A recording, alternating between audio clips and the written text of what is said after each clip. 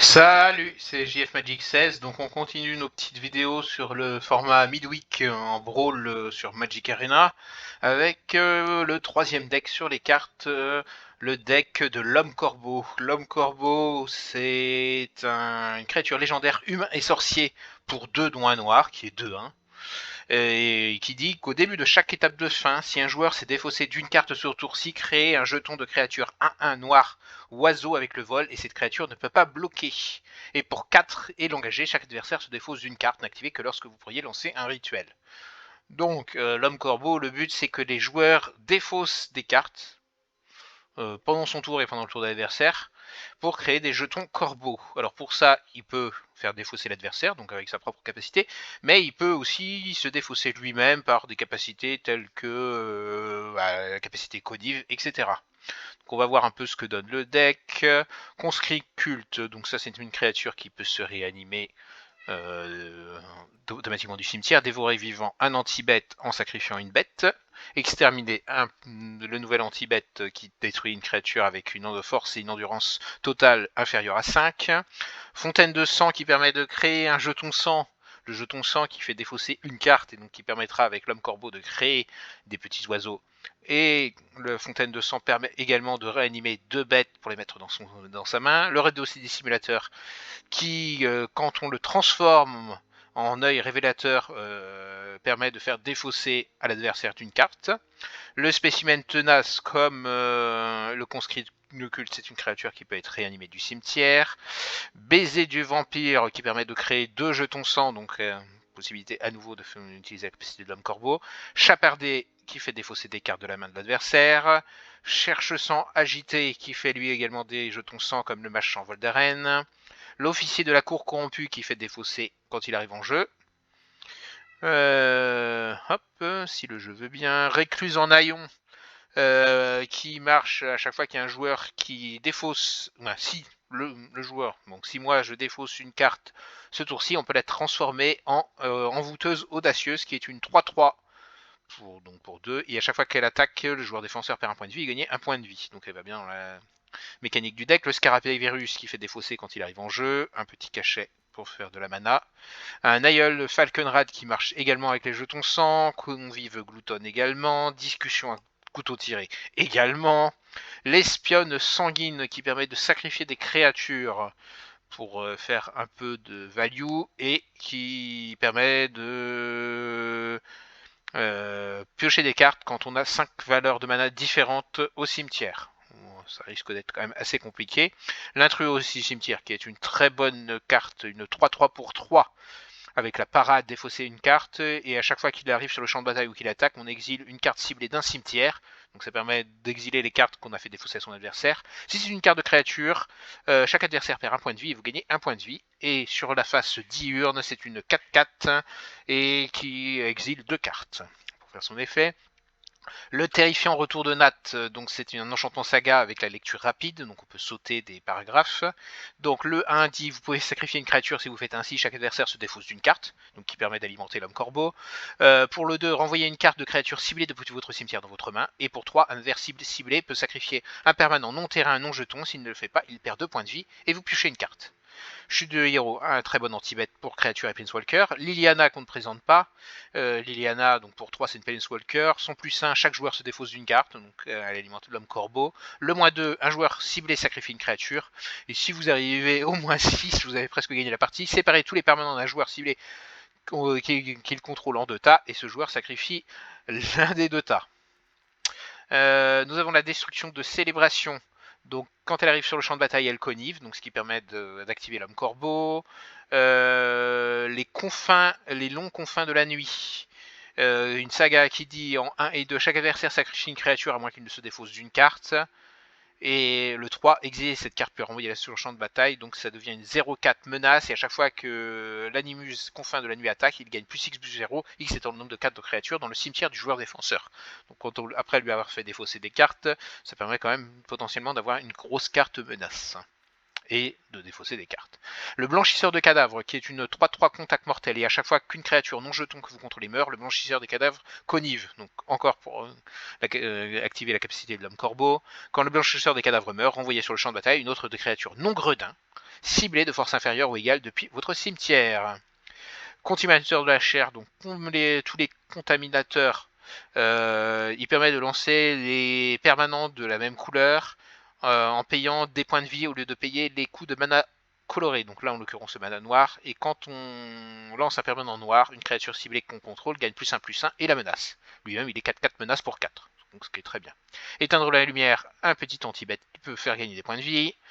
Enrika Damnati, qui est une 1-3 vol pour 4 et au début du combat pendant votre tour, choisissez l'un qui n'a pas été choisi. Chaque joueur sacrifie une créature, donc on a plein de petits kimchi comme le conscript culte et le spécimen tenace à sacrifier. Vous piochez une carte et vous perdez un point de vie, ou on peut la transformer en 3-4 vol, contact mortel, lien de vie, et qui permettent de booster les créatures avec le vol, le contact mortel ou le lien de vie. La collectrice de la dîme, donc elle permet de faire défausser des cartes de la main. La connaisseuse sanguienne qui se booste à chaque fois qu'il y a une créature qui meurt. L'invocation du désespoir, donc qui est sûrement la meilleure carte noire actuellement dans le standard, pour 5 mana, donc 4 noirs. Donc voilà, il faut jouer quand même majoritairement noir pour pouvoir la placer. Un adversaire ciblé sacrifie une créature. S'il ne peut pas le faire, il perd 2 points de vie et vous piochez une carte. Et on fait la même chose pour les enchantements et les planeswalkers. Le rituel sinistre, un autre anti-bet qui fait de jetons sang. Le seigneur des fosses tyranniques, donc il est 6 vol piétinement pour 6. Au moment où le seigneur des fosses tyranniques arrive sur le champ de bataille, choisissez une autre créature que vous contrôlez. La créature ciblée gagne +3/+3 et le vol. Par contre, quand il quitte le champ de bataille, sacrifiez la créature choisie. Donc c'est quand même vraiment à double tranchant, parce que si quelqu'un vous fait un anti-bet sur le seigneur des fosses, vous perdez votre autre bête. Et le déchiqueteur du crépuscule, qui permet de payer moins cher, non, qui coûte 7, c'est une 5/4 et en tant que coût supplémentaire pour lancer ce sort, sacrifiez une créature, défaussez-vous d'une carte ou payez 4 points de vie. Donc on peut défausser des cartes pour l'homme corbeau. Et donc quand il arrive sur le champ de bataille, chaque adversaire sacrifie une créature, se défausse d'une carte et perd 4 points de vie. Lui il a le droit à tous les effets. Et donc nous avons 25 landes, dont un land de Ben Valdarren qui permet de jouer les vampires plus facilement. Il y a quelques vampires dans le deck, mais c'est surtout qui permet de créer des jetons sang. Un petit Aknuma, voilà, et démarrer. Donc on va aller tout de suite sur l'événement pour voir ce que le deck a dans le ventre. Personnellement, je ne l'ai pas encore testé. Donc je l'ai affronté à 2 ou 3 reprises, j'ai tout le temps gagné, donc peut-être que les 1 vol, ce n'est pas suffisant dans le format. Donc on affronte Riku. On va voir ce que donne cette petite partie. Mais voilà, il va pas falloir hésiter à défausser même ses propres cartes pour donner, pour pouvoir que l'homme corbeau fasse des 1-1, sachant qu'il ne fait qu'un seul 1-1, quel que soit le nombre de cartes défaussées par tour. Mais il en fait un pendant votre tour et il peut en faire un pendant le tour de l'adversaire. Donc on n'a pas une mauvaise main, on a un tour 1, un tour 2. Donc ça se garde avec le conscrit de culte et le scarabée virus. Et ben on a notre 3ème land si besoin. Donc notre adversaire joue Seul Canard, donc le premier deck qu'on a présenté, tricolore, bleu en gris 6, bleu, noir, rouge. Donc lui, son but ça va être de poser assez rapidement Seul Canard pour faire de la value. Donc on va essayer de le ralentir avant. Alors on va attaquer avec notre conscrit de culte. Alors, eh bien, hop, ok. Je vais jouer l'homme corbeau, parce que au prochain tour, je compte jouer le scarabée afin de lui faire défausser une carte et donc d'activer la capacité de l'homme corbeau.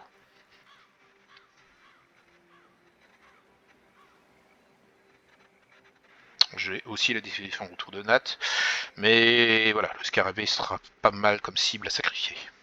Sachant que le conscrit du culte, on peut le renvoyer sur le champ de bataille depuis son cimetière pour 2 mana, si une autre créature non squelette, donc pas lui-même, est morte sous votre contrôle ce tour-ci.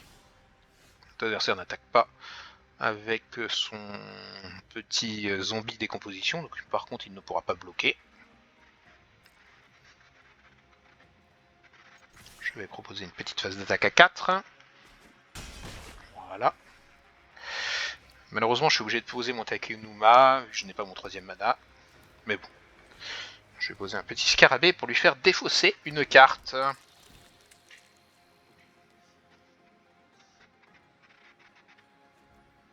Voilà, et on va jouer une fontaine de sang. Et donc à la fin du tour, on va avoir un petit corbeau 1-1.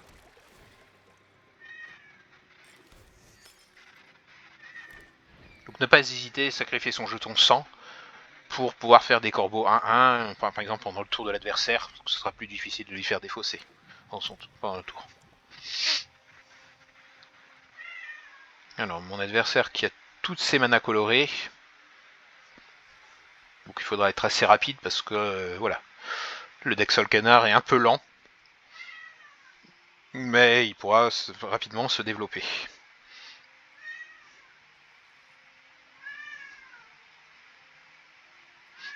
Pour l'instant, mon adversaire n'a pas de bloqueur.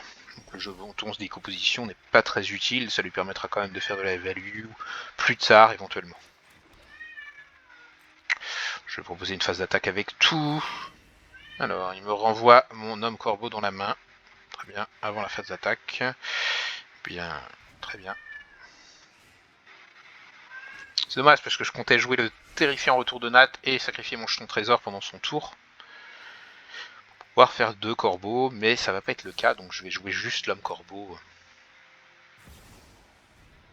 Ah, mon adversaire a un adversaire spectral, donc ça lui fait un petit bloqueur. Qui ne peut pas kicker.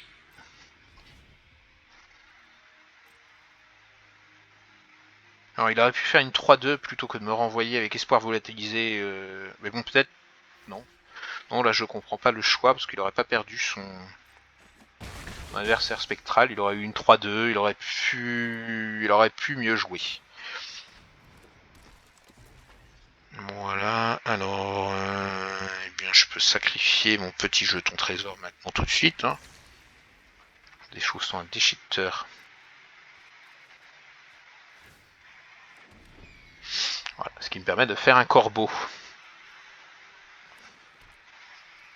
Alors j'aurais pu le faire aussi pendant son tour, mais bon, voilà, j'aurais peut-être pu piocher une carte qui coûte 1. Alors mon adversaire joue Sol Canard. Là ça commence à être un petit peu plus violent, on va dire. Parce que là il va pouvoir me tuer mon homme corbeau. Voilà. Et là j'ai plus beaucoup de moyens de passer, excepté par les airs. Je pense que je vais vous jouer ça. Hein. Je vais attaquer avec mon corbeau. De toute façon il peut pas bloquer. Et je vais jouer une 3-3 vol, donc la connaisseuse sanguienne. Et donc à chaque fois qu'au moins une autre créature meurt, je mets un marqueur +1/+1. Et cette capacité ne s'enclenche qu'une seule fois par tour. L'avantage c'est que Sol Canard a utilisé son anti-bête, donc là pour l'instant, a priori en fin de tour il va piocher une carte.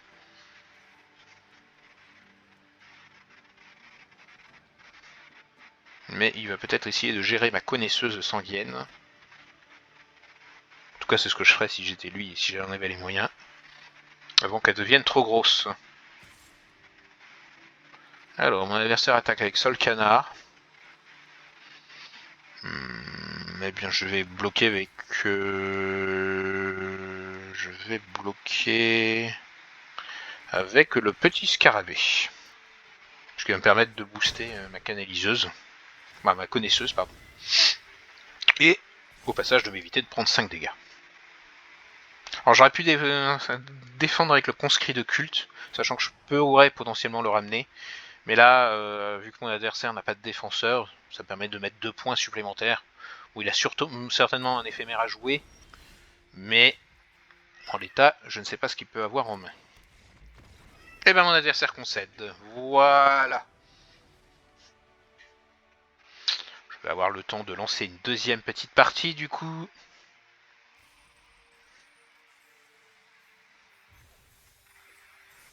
Hop, les petites récompenses du jour.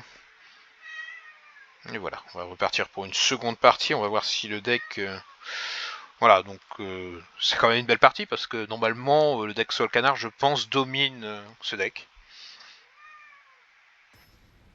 Après, sur les événements comme ça, le niveau peut être parfois assez variable. Et puis on peut avoir des adversaires un peu faibles. Alors là, nous allons affronter Toast Stomper. Le Stomper de Toast. Nous avons le rideau pour le T1, l'homme corbeau pour le T2 ou la mâche Voldaren, donc on va garder, mais nous avons un T3. Alors notre adversaire joue Reine l'Alénal. Donc là c'est déjà nettement plus compliqué. Donc il a un petit tour 1, donc à chaque fois qu'une autre créature arrive sur le champ de bataille, le pisteuse de l'Anneau gagne +1/+0. Bon, plutôt mauvaise carte, même en limité. L'adversaire n'attaque pas, il ne tente pas un bluff. Bon, très honnêtement, je ne serais pas tombé dans le panneau et j'aurais bloqué parce que je sais qu'il n'avait pas grand chose. Alors, soit je lui mets de la pression avec des volantes, en jouant un Yelf, soit je mets l'homme corbeau.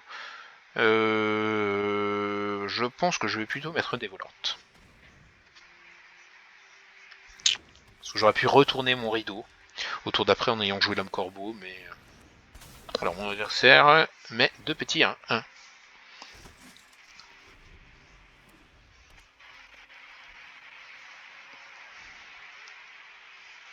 Ah, et mon adversaire n'a pas de deuxième mana blanc pour jouer la reine. Eh bien je vais bloquer. Très bien. C'était un joli bluff. Bon, je comprends pas pourquoi mon adversaire n'a pas attaqué avec ces 3 créatures. Sachant que je n'aurais jamais bloqué avec la mâche en vol d'arène, une 1-1.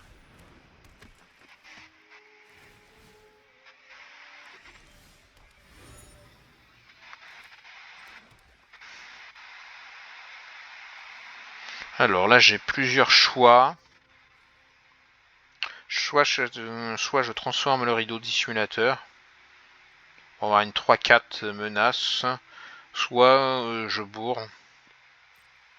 Bon, je continue à mettre des volantes. Donc déjà je vais attaquer avec la match en vol d'arène qui est là de toute façon pour ça.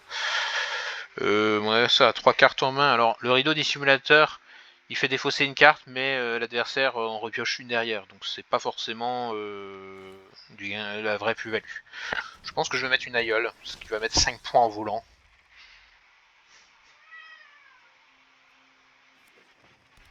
Alors mon adversaire n'a toujours pas son deuxième mana blanc, sachant qu'il peut piocher avec son indice, mais s'il trash son indice, la traqueuse perd un gros boost. Là mon adversaire met 2 petits 1-1 à nouveau, il aura donc une 3-1. Potentiellement là mon adversaire peut me mettre 6 s'il attaque avec tout. Voilà, il a tout intérêt de me mettre 6. Donc moi je vais juste bloquer avec le rideau la 3-1 et prendre 6. L'aïeul ne pouvant pas bloquer.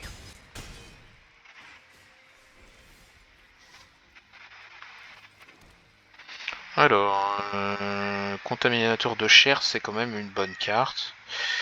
C'est quand même une très bonne carte. Je pense que je vais faire ça. Je vais attaquer en 5 points volants.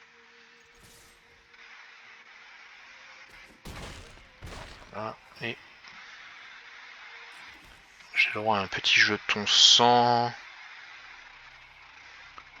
Ça fait perdre des points de vie. La combo, sinon je peux jouer cherche sang agité. Pour avoir une 3-3. Pour avoir une 3-3.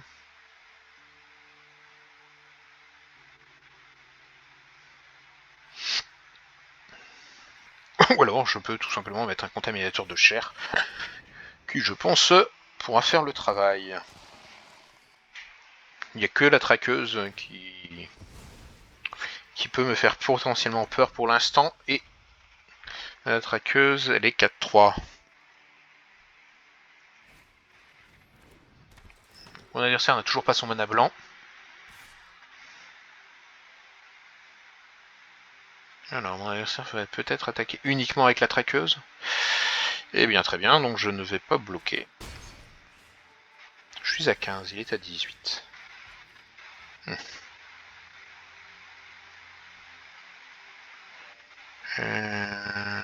L'homme corbeau, alors ça fait créer 2 jetons sang.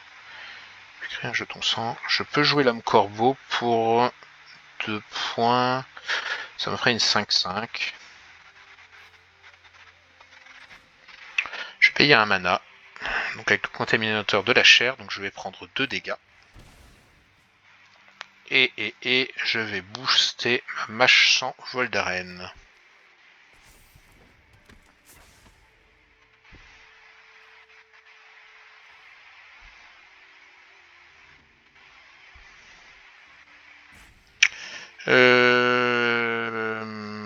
Je peux transformer le rideau des simulateurs Ce qui serait pas forcément une mauvaise option. Ça me ferait une 1-1 à la fin du tour. Et puis moi, une 3-4 menace. Ouf, je vois une magnifique Adeline. Fou, là là là là. La main de mon adversaire est totalement porte. Agitation de la populace, c'est trop fort. Hein. Mais là, mon adversaire a vraiment que des bonnes cartes. Il va falloir le tuer assez rapidement. Par contre, il a pas ses 2 mana blancs. J'espère qu'il a pas pioché un mana blanc. Du coup, moi, je vais l'attaquer pour 6 en volant. Voilà. Et la fin du tour, je vais faire un petit corbeau. Donc, au tour prochain, j'ai encore 6, potentiellement un peu plus avec le contaminateur de la chair. Alors, mon adversaire a son 2e mana blanc, donc il va pouvoir jouer l'impératrice vagabonde et me faire exiler une créature. Alors, ça serait de bonne guerre. Mais je pense qu'il va le faire en éphémère.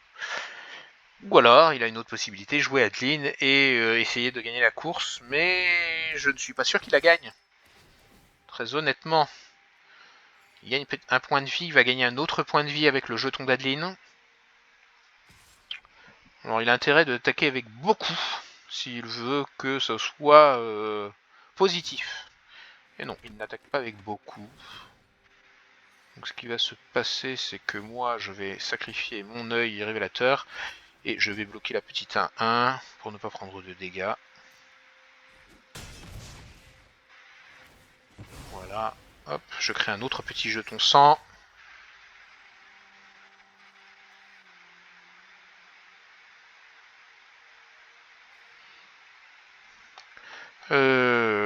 Pop, pop, pop, pop, pop, pop. Là, je pense que je vais faire un baiser du vampire. Voilà, ce qui va me permettre de créer d'autres jetons sang, gagner un petit peu de points de vie, transformer mon invocatrice, donc je vais pouvoir avoir des chauves-souris de 2 avec l'invocatrice maintenant. Pop, pop, pop, pop, pop, pop, pop. Donc pour un mana, je peux faire ça. Je n'ai pas défaussé de carte. Déjà pour un mana, je vais déjà faire craquer un jeton sang. Je vais défausser la discussion et couteau tiré. Voilà. Pour un autre mana et un mana Phyrexian, je vais jouer ça afin de booster une de mes créatures. En l'occurrence le petit corbeau pour mettre plus de points. Donc là, je vais transformer mon jeton sang en petite chauve-souris. Et je vais attaquer avec toutes les volantes. Voilà.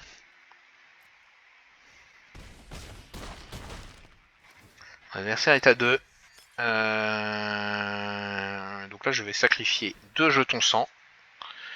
Parce que je suis obligé de le faire en rituel pour avoir une 3-3. Tac. Et donc, pour 5 mana, je peux faire un drain de vie à 2.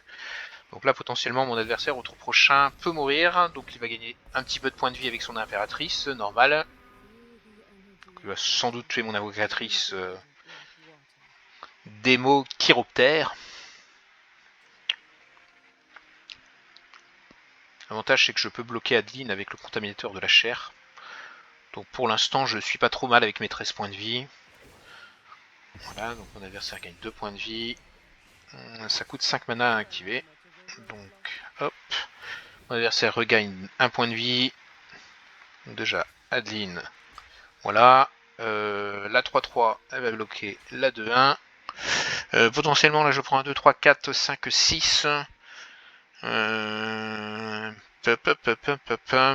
Alors, est-ce que je bloque avec l'homme corbeau?